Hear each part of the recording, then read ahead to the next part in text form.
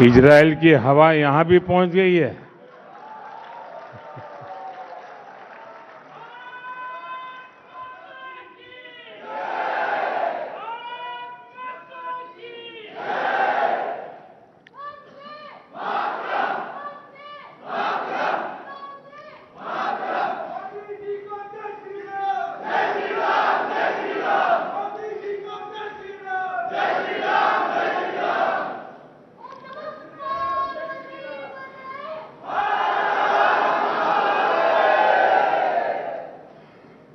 नमस्कार।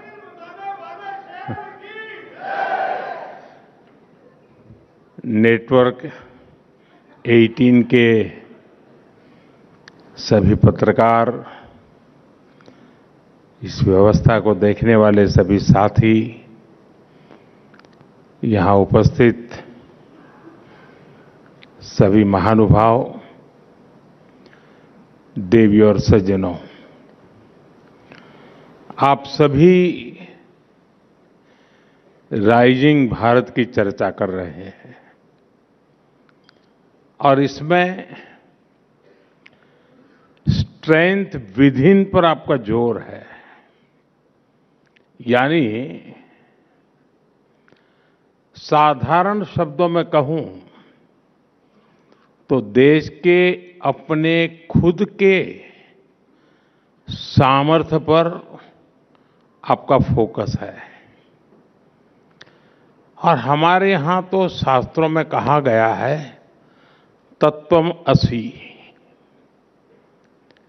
यानी जिस ब्रह्म की खोज में हम निकले हैं वो हम ही हैं, वो हमारे भीतर ही है। जो सामर्थ्य हमारे भीतर है उसे हमें पहचानना है। बीते 11 वर्षों में भारत ने अपना वही सामर्थ्य पहचाना है और इस सामर्थ्य को सशक्त करने के लिए आज देश निरंतर प्रयास कर रहा है। साथियों, सामर्थ्य किसी देश में अचानक पैदा नहीं होता। सामर्थ्य पीढ़ियों में बनता है।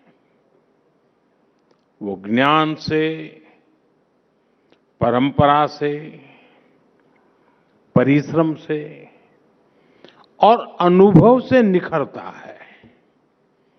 लेकिन इतिहास के एक लंबे कालखंड में गुलामी की इतनी शताब्दियों में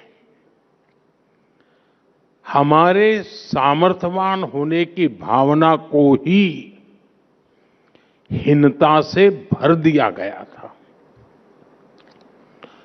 दूसरे देशों से आयातित विचारधारा ने समाज में कूट-कूट कर ये भर दिया था कि हम अशिक्षित हैं और अनुगामी यानी फॉलोवर हैं। हमारे यहां ये भी कहा गया है, यादशी भावना यश सिद्धिर्भवति त्यादशी, यानी जैसी जिसकी भावना होती है उसे वैसी ही सिद्धि प्राप्त होती है। जब भावना में ही हीनता थी तो सिद्धि भी वैसी ही मिल रही है। हम विदेशी तकनीक की नकल करते थे, विदेशी मोहर का इंतजार करते थे। ये वो गुलामी थी जो राजनीतिक और भौगोलिक से ज्यादा मानसिक गुलामी थी। दुर्भाग्य से आजादी के बाद भी भारत गुलामी की मानसिकता से बाहर नहीं निकल पाया और इसका नुकसान हम आज तक उठा रहे हैं। इसका ताजा उदाहरण हम ट्रेड डील्स को लेकर हो रही चर्चा में देख रहे हैं। कुछ लोग चौंक गए हैं कि अरे ये क्या हो गया, कैसे हो गया? विकसित देश भारत से ट्रेड डील्स करने में इतने उत्सुक क्यों हैं? इसका उत्तर है हताशा, निराशा से बाहर निकल रहा आत्मविश्वासी भारत।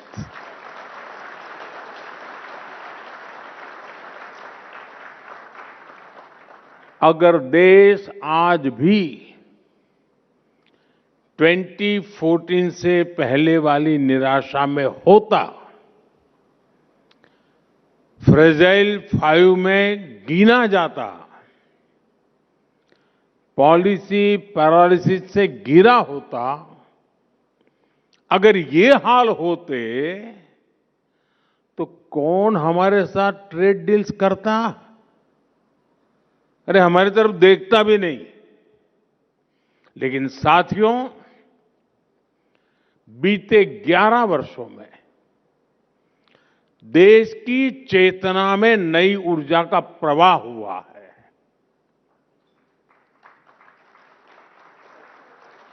भारत अब अपने खोए हुए सामर्थ्य को वापस पाने का प्रयास कर रहा है।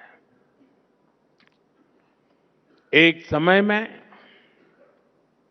जब भारत का वैश्विक अर्थव्यवस्था में सबसे ज्यादा दबदबा था, तो हमारा क्या सामर्थ्य था? भारत की मैन्युफैक्चरिंग, भारत की प्रोडक्ट्स की क्वालिटी, भारत की अर्थनीति। अब आज का भारत फिर से इन बातों पर फोकस कर रहा है। इसलिए हमने मैन्युफैक्चरिंग पर काम किया, हमने मेक इन इंडिया पर बल दिया, हमने अपने बैंकिंग सिस्टम को सशक्त किया, महंगाई जो डबल डिजिट की दर से भाग रही थी उसको कंट्रोल किया और भारत को दुनिया का ग्रोथ इंजन बनाया।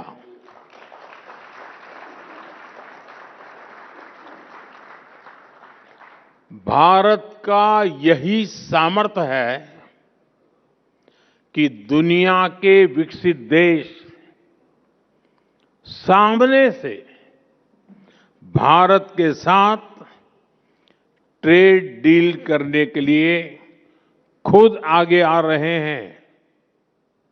साथियों, जब किसी राष्ट्र के भीतर छिपी हुई उसकी शक्ति जागती है तो वह नई उपलब्धियां हासिल करता है। मैं आपको कुछ और उदाहरण देता हूं। जैसे मैं जब कभी दूसरे देशों के हेड ऑफ द गवर्नमेंट से मिलता हूं तो वो जनधन, आधार और मोबाइल की त्रिशक्ति के बारे में सुनने के लिए बहुत उत्सुक होते हैं। जिस भारत में एटीएम भी दुनिया के विकसित देशों की तुलना में काफी समय बाद आया, उस भारत ने डिजिटल पेमेंट सिस्टम में ग्लोबल लीडरशिप कैसे हासिल कर ली, जहां पर सरकारी मदद की लीकेज को कड़वा सच मान लिया गया था, वो भारत डीबीटी के जरिए 24 लाख करोड़ रुपए यानी 24 ट्रिलियन रुपीज कैसे लाभार्थियों को भेज पा रहा है। भारत का डिजिटल पब्लिक इंफ्रास्ट्रक्चर आज पूरे विश्व के लिए चर्चा का विषय बन चुका है। साथियों, दुनिया हैरान होती है कि जिस भारत में 2014 तक करीब 3 करोड़ परिवार अंधेरे में थे, वो आज सोलर पावर कैपेसिटी में दुनिया के टॉप के देशों में कैसे आ गया। जिस भारत के शहरों में पब्लिक ट्रांसपोर्ट सुधरने की कोई उम्मीद न थी, वो भारत आज दुनिया का तीसरा बड़ा मेट्रो नेटवर्क वाला देश कैसे बन गया। जिस भारत के रेलवे की पहचान सिर्फ लेट लतीफी और धीमी रफ्तार से होती थी, वहां वंदे भारत, नमो भारत ऐसी सेमी हाई स्पीड कनेक्टिविटी कैसे संभव हो पा रही है। साथियों, एक समय था जब भारत नई टेक्नोलॉजी का सिर्फ और सिर्फ कंज्यूमर था। आज भारत नई टेक्नोलॉजी का निर्माता भी है और नए मानक भी स्थापित कर रहा है। और ऐसा इसलिए हुआ है क्योंकि हमने अपने सामर्थ्य को पहचाना है। जिस स्ट्रेंथ विदिन की आप चर्चा कर रहे हैं, ये उसका ही उदाहरण है। साथियों, जब हम गर्व से आगे बढ़ते हैं तो दुनिया हमें जिस नजर से देखती रही है, वो नजर भी बदली है। आप याद कीजिए, कुछ साल पहले तक दुनिया में ग्लोबल मीडिया में भारत के किसी इवेंट की कितनी कम चर्चा होती थी। भारत में होने वाले इवेंट्स को उतनी तवज्जो ही नहीं दी जाती थी। और आज देखिए, भारत जो करता है, जो एक्शन यहां होता है, उसका वैश्विक विश्लेषण होता है। एआई समिट का उदाहरण आपके सामने है, इसी भवन में हुआ है। एआई समिट में 100 से ज्यादा देश शामिल हुए। ग्लोबल नॉर्थ हो या फिर ग्लोबल साउथ, सभी एक साथ एक ही जगह एक टेबल पर बैठे। दुनिया के बड़े बड़े कॉरपोरेशंस हो या फिर छोटे छोटे स्टार्टअप, सभी एक साथ जुटे। साथियों, अब तक जितनी भी औद्योगिक क्रांतियां आई है, उनमें भारत और पूरा ग्लोबल साउथ सिर्फ फॉलोअर रहा है। लेकिन आर्टिफिशियल इंटेलिजेंस के इस युग में भारत निर्णयों में सहभागी भी है और उन्हें शेप भी कर रहा है। आज हमारे पास खुद का एआई स्टार्टअप इकोसिस्टम है। डेटा सेंटर में निवेश करने की ताकत है और एआई डेटा को स्टोर करने के लिए, प्रोसेस करने के लिए जिस पावर की सबसे ज्यादा जरूरत है, उस पर भी भारत तेजी से काम कर रहा है। हमने न्यूक्लियर पावर सेक्टर में जो रिफॉर्म किया है, वो भी भारत के एआई इकोसिस्टम को मजबूती देने में मदद करेगा। साथियों, एआई समिट का आयोजन पूरे भारत के लिए गौरव का पल था, लेकिन दुर्भाग्य से देश की सबसे पुरानी पार्टी ने देश के इस उत्सव को मैला करने का प्रयास किया। विदेशी अतिथियों के सामने कांग्रेस ने सिर्फ कपड़े नहीं उतारे, बल्कि इसने कांग्रेस के वैचारिक दिवालियेपन को भी एक्सपोज कर दिया है। जब नाकामी की निराशा, हताशा मन में हो और अहंकार सिर चढ़कर बोलता हो, तब देश को बदनाम करने की ऐसी सोच सामने आती है। जाहिर है, कांग्रेस की इस हरकत से देश में गुस्सा है। इसलिए इन्होंने अपने पाप को सही ठहराने के लिए महात्मा गांधी जी को आगे कर दिया। कांग्रेस हर बार ऐसा ही करती है। जब अपने पाप को छुपाना हो, तो कांग्रेस बापू को आगे कर देती है, और जब अपना गौरवगान करना हो, तो एक ही परिवार को सारा क्रेडिट दे देती है। साथियों, कांग्रेस अब विचारधारा के नाम पर केवल विरोध की टूलकिट बनकर रह गई है,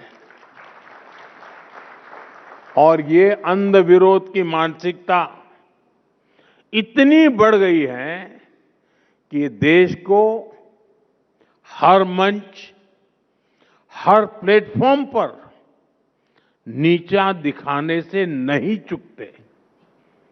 देश कुछ भी अच्छा करे, देश के लिए कुछ भी शुभ हो रहा हो, कांग्रेस को विरोध ही करना है। साथियों, मेरे पास एक लंबी सूची है। देश की संसद की नई इमारत बनी, उसका विरोध। संसद के ऊपर अशोक स्तंभ के शेरों का विरोध।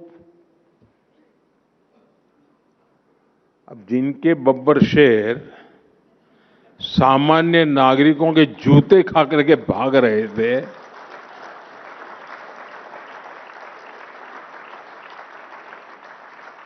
उनके संसद भवन के शेर के दांत देख करके डर लग गया उनको। कर्तव्य भवन बना, उसका भी विरोध। सेनाओं ने सर्जिकल स्ट्राइक की, उसका भी विरोध। बालाकोट में एयर स्ट्राइक हुई, उसका भी विरोध। ऑपरेशन सिंदूर हुआ, उसका भी विरोध। यानी देश की हर उपलब्धि पर कांग्रेस के टूलकिट से एक ही चीज निकलती है, विरोध। साथियों, देश ने आर्टिकल 370 की दीवार गिराई, देश खुश हुआ, लेकिन कांग्रेस ने विरोध किया। हमने सीएए का कानून बनाया, उसका विरोध। हम महिला आरक्षण कानून लाए, उसका विरोध। 3 तलाक के विरुद्ध कानून लाए, उसका विरोध। हम यूपीआई लेकर आए, उसका विरोध। स्वच्छ भारत अभियान लेकर आए, उसका विरोध। देश ने कोरोना वैक्सीन बनाई, तो उसका भी विरोध। साथियों, लोकतंत्र में विपक्ष का मतलब सिर्फ अंध विरोध नहीं होता। डेमोक्रेसी में विपक्ष का मतलब वैकल्पिक विजन होता है। इसलिए देश की प्रबुद्ध जनता कांग्रेस को सबक सिखा रही है। आज से नहीं, बीते 4 दशकों से लगातार ये काम देश की जनता कर रही है।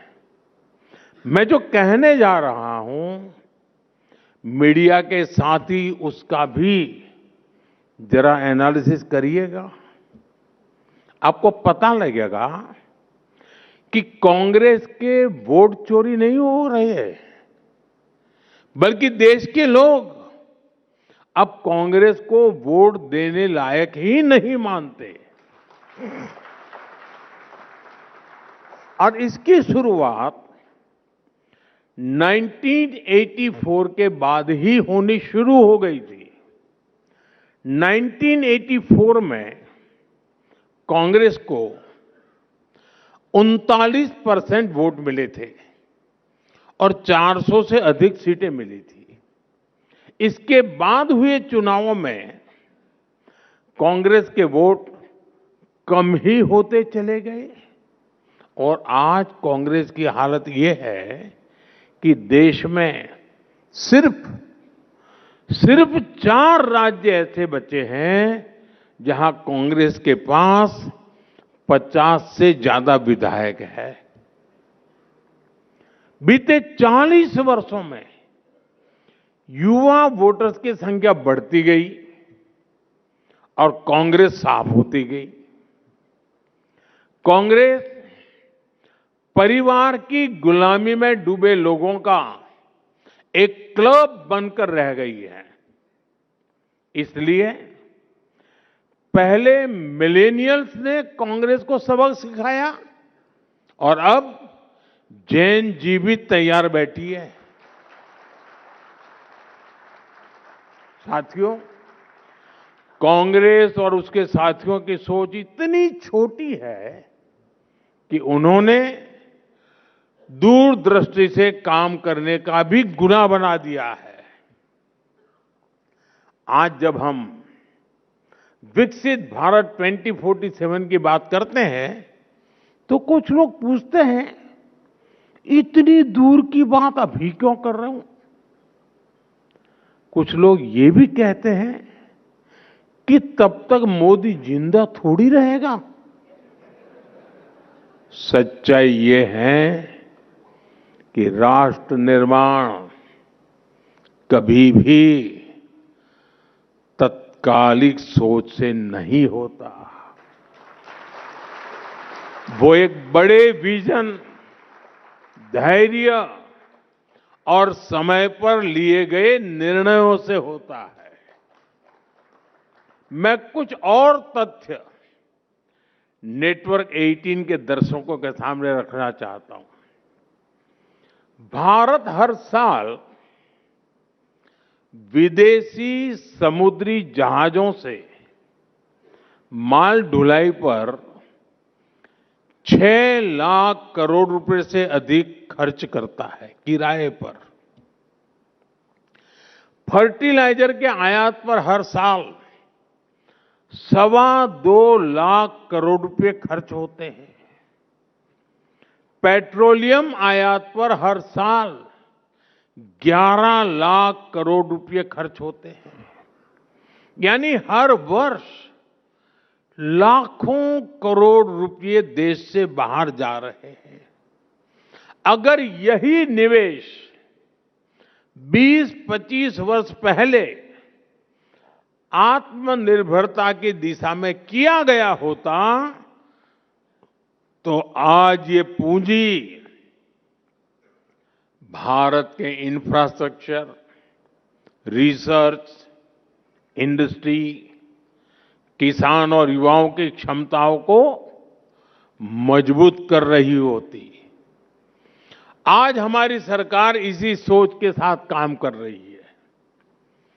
विदेशी जहाजों को 6 लाख करोड़ रुपए ना देना पड़े, इसलिए भारत शिपिंग और पोर्ट इंफ्रास्ट्रक्चर को मजबूत किए जा रहा है। फर्टिलाइजर का डोमेस्टिक प्रोडक्शन बढ़ाने के लिए नए प्लांट लग रहे हैं। नैनो यूरिया को बढ़ावा दिया जा रहा है। पेट्रोलियम पर निर्भरता कम करने के लिए ethanol blending, green hydrogen mission, solar और इलेक्ट्रिक मोबिलिटी की प्राथमिकता दी जा रही है। और साथियों, हमें भविष्य की ओर देखते हुए भी आज ही निर्णय लेने हैं। इसलिए आज भारत में सेमीकंडक्टर इकोसिस्टम का निर्माण हो रहा है। रक्षा उत्पादन में, मोबाइल मैन्युफैक्चरिंग में, ड्रोन टेक्नोलॉजी में, क्रिटिकल मिनरल सेक्टर में और उसमें निवेश आने वाले दशकों की आर्थिक सुरक्षा की नींव है। 2047 का लक्ष्य कोई राजनीतिक नारा नहीं है। यह उस ऐतिहासिक भूल को सुधारने का संकल्प भी है जहां कांग्रेस की सरकारों के समय कई क्षेत्रों में समय रहते निवेश नहीं किया। आज अगर हम खुद स्वदेशी जहाज, स्वदेशी शिप बनाएंगे, खुद एनर्जी का प्रोडक्शन करेंगे, खुद नई टेक्नोलॉजी डेवलप करेंगे, तो आने वाली पीढ़ियां इंपोर्ट के बोझ की नहीं, एक्सपोर्ट की क्षमता पर चर्चा करेगी। राष्ट्र की प्रगति आज की सुविधा से नहीं, कल की तैयारी से तय होती है। और दूरदृष्टि से की गई मेहनत ही 2047 के आत्मनिर्भर, सशक्त और समृद्ध भारत की आधारशिला है। और इसके लिए कांग्रेस अपने कितने ही कपड़े फाड़ ले, हम निरंतर काम करते रहेंगे। साथियों, राष्ट्र निर्माण की, नेशन बिल्डिंग की एक बहुत अहम शर्त होती है नेक नीयत की। कांग्रेस और उसके साथी दल इसमें भी फेल रहे हैं। कांग्रेस और उसके साथियों ने कभी नेक नीयत के साथ काम नहीं किया।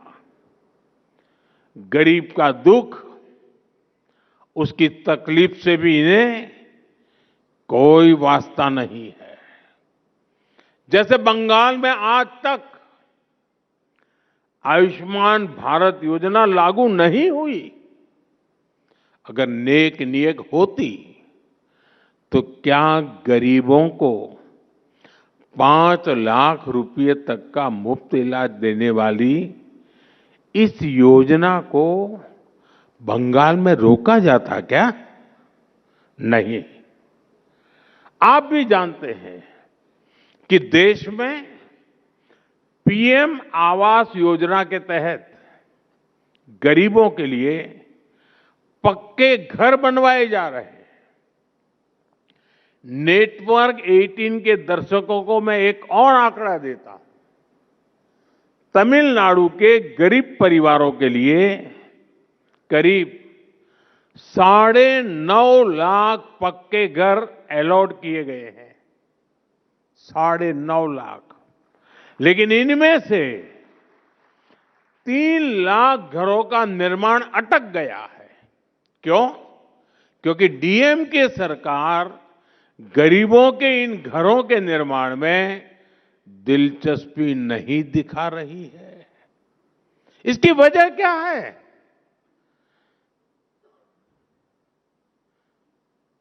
इसकी वजह है नियत नेक नहीं है। साथियों, मैं आपको एग्रीकल्चर सेक्टर का भी उदाहरण देता हूं। कांग्रेस के समय में खेती किसानी को अपने हाल पर छोड़ दिया गया था।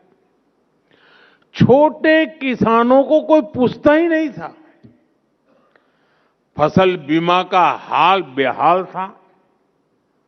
एमएसपी पर स्वामीनाथन कमेटी की रिपोर्ट फाइलों में दबा दी गई थी। कांग्रेस बजट में घोषणाएं जरूर करती थी, लेकिन जमीन पर कुछ नहीं होता था, क्योंकि उसकी नीयत ही नहीं थी। हमने देश के किसानों के लिए नेक नीयत के साथ काम करना शुरू किया और आज उसके परिणाम दुनिया देख रही है। आज भारत दुनिया के बड़े एग्रीकल्चर एक्सपोर्टर में से एक बन रहा है।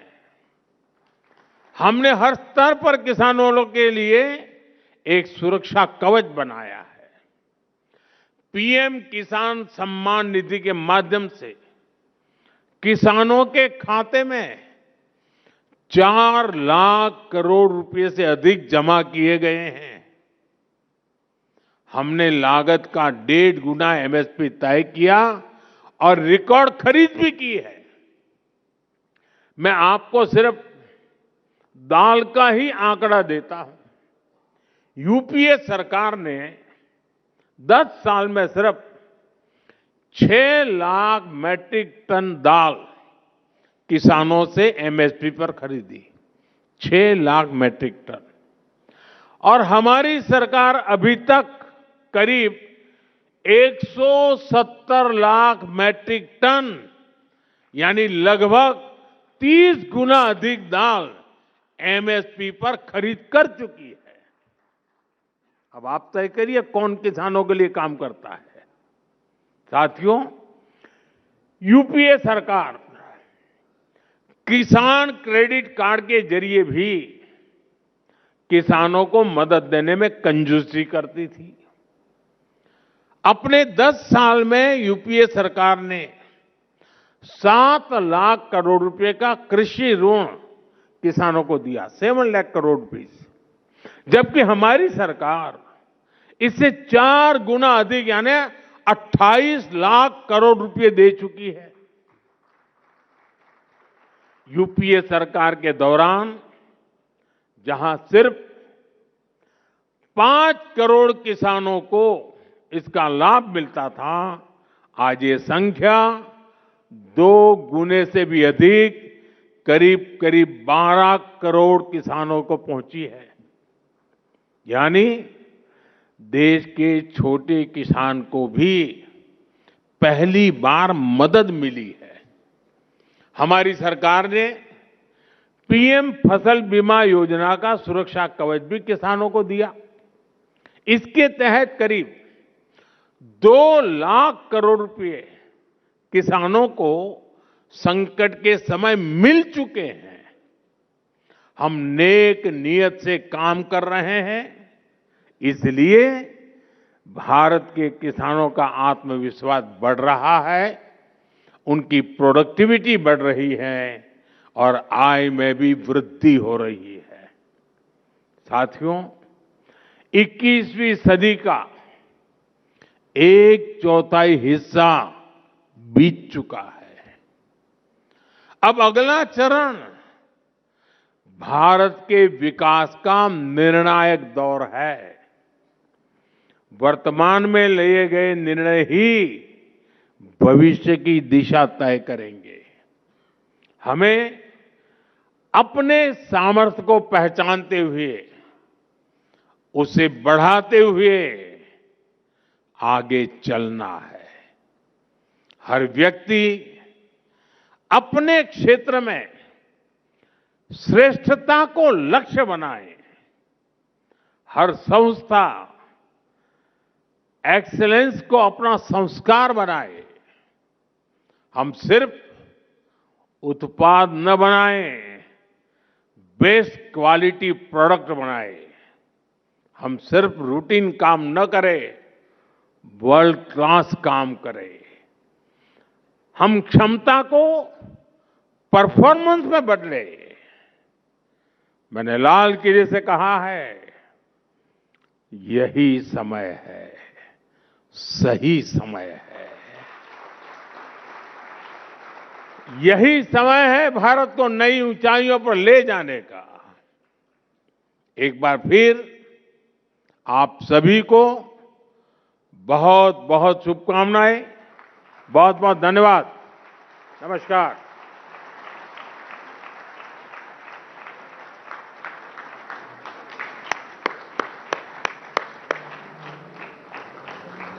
तुम्ही विद्या तुम्ही धर्म तुम्ही हृदय तुम्ही मर्म सुजलाम सुफलाम मातरम वंदे मातरम. That's the नेक नियत प्रधानमंत्री Narendra Modi has for Bharat.